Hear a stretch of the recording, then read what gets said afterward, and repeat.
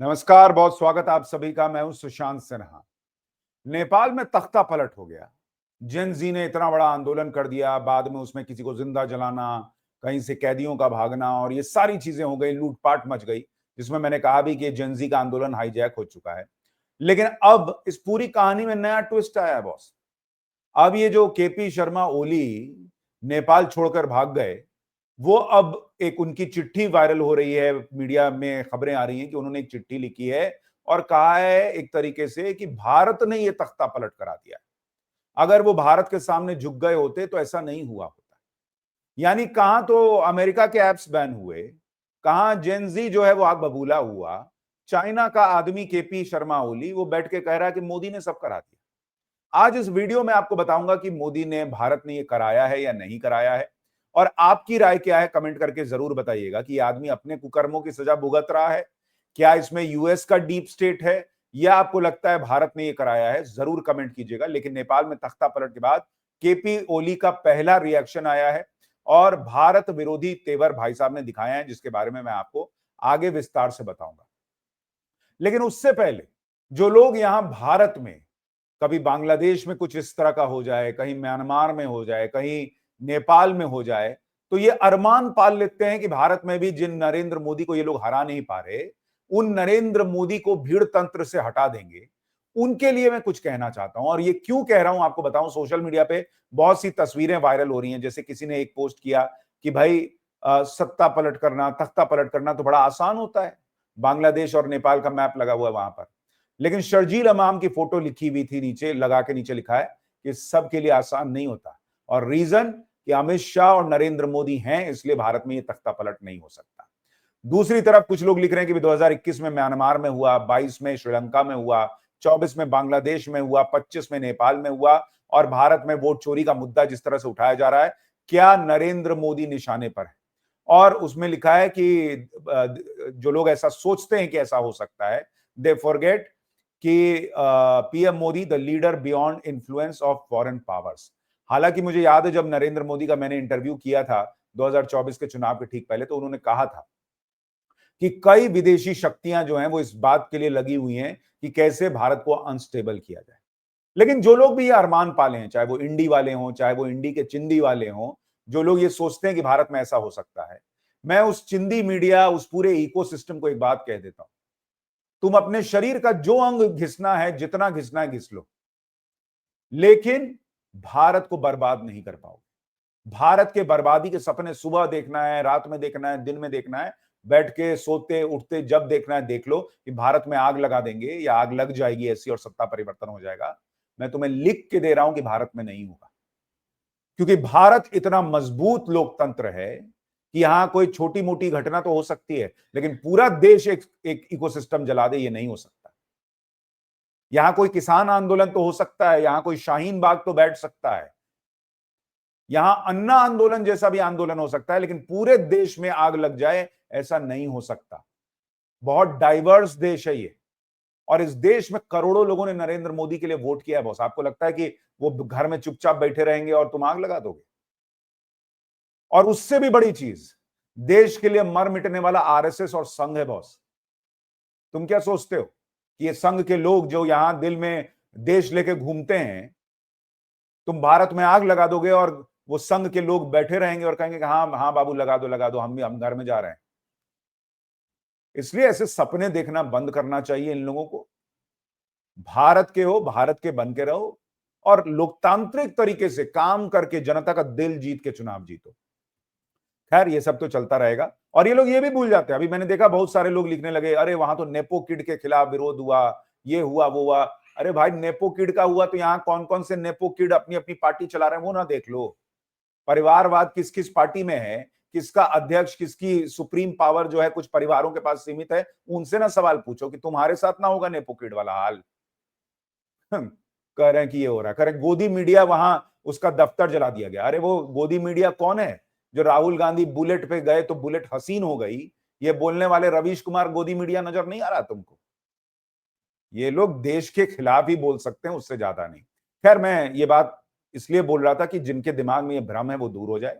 नेपाल में फिलहाल तस्वीर ये है कि वहां जेनजी का दावा है कि जो उनका प्रदर्शन था वो हाईजैक हो गया। और वो तो दिख रहा है कि जिस तरह से आप किसी को जिंदा जलाकर सेलिब्रेट कर रहे हैं, ये जेन-ज़ी का प्रोटेस्ट कैसे हो सकता है? ये आम नागरिक का प्रोटेस्ट कैसे हो सकता है? आम नागरिक किसी का खून देखे तो उसको चक्कर आ जाता है, वो वहां पर किसी को जिंदा जला दे रहा है, कैदियों को भगा दे रहा है। हाँ? 15,000 से ज्यादा कैदी वहां जेल से भाग गए। ये कौन सा जेन-ज़ी है बॉस, जो कैदियों को कह रहा है कि भाई तू निकल, चल। और वो संकट जो ये केपी शर्मा ओली कह रहे हैं कि भारत ने ये करा दिया होगा, भाई भारत के लिए तो अलग संकट है। वो सारे कैदी यही ट्राई कर रहे हैं कि इतना पोरस बॉर्डर है नेपाल और भारत का, कि यहीं घुस जाएं। सीमा सुरक्षा बल को वहां पर पूरी मजबूती से टिके रहना पड़ रहा है, 35 को दबोचा भी है। लेकिन आप देखिए कि उस चिट्ठी में जो लिखा है और उसका सच क्या है वो आपको बताऊं। उससे पहले सुशीला कार्की का नाम चल रहा है, कुछ खबरें चल रही हैं कि भाई उन्होंने मना कर दिया है कि वो प्राइम मिनिस्टर नहीं बनेंगी और उनकी जगह कुलमन घिसिंग हैं, वो प्राइम मिनिस्टर बन सकते हैं। कुछ मीडिया रिपोर्ट्स में दावा है कि उन्होंने स्वीकार कर लिया है कि मैं बन जाऊंगी पीएम। सेना ने उनको बहुत बोला, तब जाके वो मान गई और नरेंद्र मोदी को नमस्कार करती हैं, अपने बीएचयू की पढ़ी हुई हैं। भारत को लेकर उनका सेंटिमेंट जो है वो बेहतर है, ये कहा जा रहा है। तो अभी तस्वीर साफ होनी बची हुई है। लेकिन सुशीला कार्की को फुल सपोर्ट रहेगा, ये बालेंद्र शाह ने कह दिया है। बालेंद्र शाह जो इस पूरे आंदोलन के पोस्टर बॉय थे, वो नहीं बनने जा रहे हैं प्राइम मिनिस्टर फिलहाल। और इसकी जो वजह समझ में आ रही है, जो उन्होंने कहा कि मैं अपने दोस्तों से जो इस समय नेतृत्व संभालने की जल्दी में यही कहना चाहता हूं कि देश को आपके जुनून, आपकी सोच और आपकी ईमानदारी की स्थायी रूप से जरूरत है, अस्थायी रूप से नहीं। इसके लिए चुनाव होंगे, कृपया जल्दबाजी न करें। माननीय राष्ट्रपति जी, जेन-ज़ी को की ओर से लाई गई ऐतिहासिक क्रांति की रक्षा के लिए एक अंतरिम सरकार का गठन किया जाना चाहिए और संसद को अविलंब भंग किया जाना चाहिए। बालेंद्र शाह, मेयर काठमांडू। यानी मोटे तौर पर यह नजर आ रहा है कि बालेंद्र शाह जो है वो अभी बैक सीट पे रहने वाले हैं और जब चुनाव होंगे तो मैसिव मैंडेट के साथ हो सकता है कि वो प्रयास करेंगे कि वो नेपाल के प्रधानमंत्री बने। लेकिन फिलहाल जो प्रधानमंत्री थे, जो भाग गए नेपाल को जलता छोड़कर, केपी शर्मा ओली, वो भाई साहब की एक चिट्ठी मीडिया रिपोर्ट्स में छप रही है और कहा जा रहा है कि वो लोगों को याद दिला रहे हैं कि देखो, मैं आप शायद आप नहीं जानते, जब देश में शासन परिवर्तन की कठिन लड़ाइयां चल रही थी, उस समय सरकार की तरफ से किए गए निर्दय अत्याचारों के कारण मैं अपने बच्चों का पिता न बन सका। फिर भी पिता बनने की इच्छा मेरे भीतर कभी नहीं मरी। जब मुझे पता चला कि पुलिस की गोलियों ने मेरे बेटों और बेटियों की जान ले ली, उसी दिन मेरी जिंदगी के कई हिस्से खत्म हो गए। मतलब इनका कहना है कि भाई जो लोग मर गए इस आंदोलन में, उनके बारे में जब पता चला तो मतलब मेरे अंदर का कुछ मर गया। तो पुलिस ने बिना इनसे पूछे गोली चला दी होगी। खैर, आगे इन्होंने लिखा कि ये आपके नाजुक हाथों से हुआ हो मुझे विश्वास नहीं। आपके मासूम चेहरे दिखाकर आपके भावनाओं के साथ गंदी राजनीति करने की कोशिश की जा रही है। महत्वपूर्ण रिकॉर्ड ऑफिसों में आग लगाना, जेलों से कैदियों को छोड़ना, ये घटनाएं संयोग नहीं है। इसके पीछे गहरी साजिशें हैं। ये वही व्यवस्था है जिसे हमने अनगिनत कष्ट और बलिदानों के माध्यम से लाया है और अब उस पर हमला किया जा रहा है। यानी ये भाई साहब केपी शर्मा ओली जो है वो ये कह रहे हैं कि ये जो हुआ है नेपाल के अंदर, इसके पीछे गहरी साजिश है। लेकिन साजिश किसकी है? भाई तुम तो खुद ही चाइना के आदमी थे और इस वक्त अमेरिका जो है उसके ऊपर आरोप लग रहा है कि उसके डीप स्टेट ने ये करा दिया। लेकिन ये भाई साहब इशारा कर रहे हैं भारत की तरफ। और क्यों भारत की तरफ इशारा कर रहे हैं वो आपको बताता हूं। इन्होंने कहा है कि भाई इस चिट्ठी में जो वायरल हो रही है कि भाई लिपुलेख, काला पानी और लिम्पियाधुरा नेपाल के हैं। इसी जिद की वजह से मैंने शास्त्रों में बताया अनुसार कहा था कि भगवान राम का जन्म भारत में नहीं बल्कि नेपाल में हुआ था। यदि मैं इन मतों से पीछे हट जाता तो मुझे कई लाभ और अवसर मिल सकते थे। मतलब इनका कहना है कि इन्होंने बता दिया कि प्रभु श्री राम का जन्म नेपाल में हुआ था, इसलिए भारत बमक गया और इनका सत्ता परिवर्तन करा दिया। कह रहे हैं कि यदि मैंने लिम्पियाधुरा सहित नेपाल का संशोधित नक्शा संयुक्त राष्ट्र को नहीं भेजा होता या किसी और को मुझे निर्देश देने दिया होता तो मेरी जिंदगी का रास्ता अलग होता। लेकिन मैंने राज्य को अपनी सारी ताकत दे दी। यानी ये भाई साहब का ये कहना है कि ये नेपाल का जो नक्शा है, लिपुलेख को लेकर लड़ाई लड़ रहे थे कि ये तो नेपाल का हिस्सा है। इन्होंने प्रभु श्री राम का जन्म नेपाल में हुआ था ये कह दिया, इसलिए इनडायरेक्टली संकेत दे रहे हैं कि भारत ने ये करा दिया कि इनको सत्ता से हटा दिया। भाई तुमको जो कहना है कह दो, तुम लिपुलेख क्या, तुम कह दो कि वॉशिंगटन डीसी भी तुम्हारा है, तुम्हारे बोलने से हो जाएगा। वो चाइना भी जो है वो 10 नाम बता देता है कि ये चाइना का हिस्सा है, ये गांव फलाना चाइना का हिस्सा है, तो उसके बोलने से हो जाता है। तुम्हारे बोलने से नहीं ना हो जाएगा जी, कि तुम बोल दिए तो भारत इतना घबरा गया कि वहां पे सत्ता परिवर्तन करा देगा। और तुम तो चाइना के पपेट थे, तुम चाइना के साथ सटते थे। तो तुम ये सोचो ना भाई कि अभी बांग्लादेश कि प्राइम मिनिस्टर गई थी चाइना, उसके बाद वहां सत्ता परिवर्तन हो गया। तुम गए चाइना अभी एससीओ समिट में, वहां उसके बाद लौटे और नेपाल में सत्ता परिवर्तन हो गया।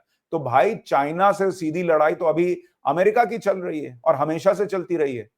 इसमें भी कहा जा रहा है कि भाई जो बालेंद्र शाह हैं, वो अमेरिका के करीबी हैं।